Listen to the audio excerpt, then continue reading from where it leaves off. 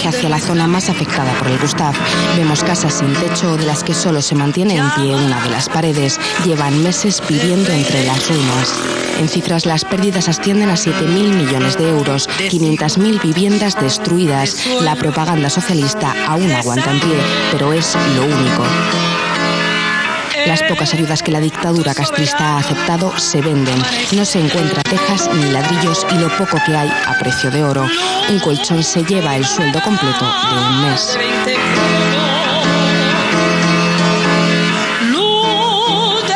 Llegamos a Pinar del Río, buscamos a alguien, nos presentamos en su casa, es la única manera.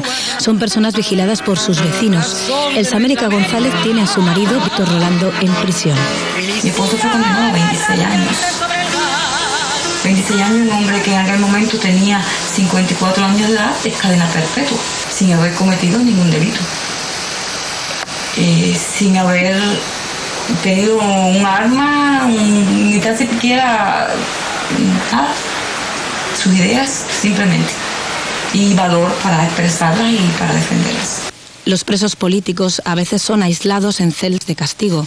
Cuando llegué, él había acabado de salir de casi 50 días en una celda, no ya de aislamiento, sino de castigo, que es mucho peor que una celda de aislamiento.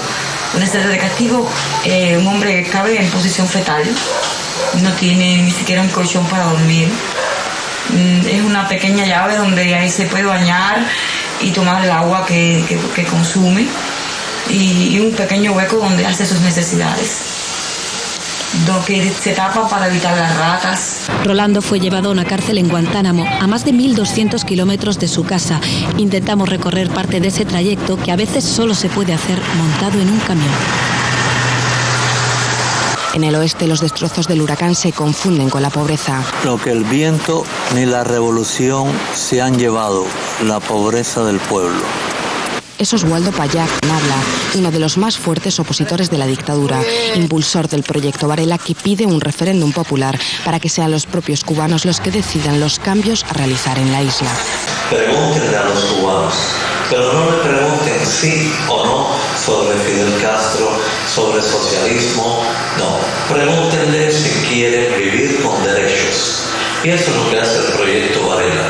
Pregunta si el pueblo quiere cambios en las leyes para que se garantice el derecho a hablar, el derecho a expresarse sin mirar para los lados, sin cerrar las ventanas cuando se habla en la sala de la propia casa, por miedo a que los vecinos nos escuchen. En 2002 y de nuevo en 2003 se hizo una petición a la Asamblea Nacional Cubana. Necesitaban recoger 10.000 firmas, pero lograron más del doble. La respuesta del régimen fue encarcelar a decenas de colaboradores. El régimen identifica el proyecto Varela como el peligro. ¿Por qué como el peligro? Porque, como decíamos, el régimen vive del miedo de las personas. Si los cubanos no tienen miedo, el régimen comunista no existe.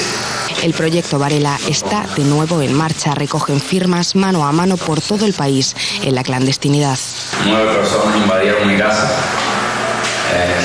para amenazarme, insultarme, hacer una descarga de odio y en la que hubo incluso amenazas de muerte. O sea, me dijeron así literalmente: en caso de cualquier peligro de que la revolución fracase, lo vas a pagar con tu vida.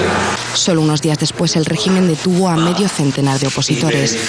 Entre ellos Minervo. Allanaron su casa y robaron miles de firmas. Mi madre vive en Miami y en una ocasión que vino de visita, pues la esperaron en el aeropuerto, la retuvieron por alrededor de 3 horas y después de registrarle todo,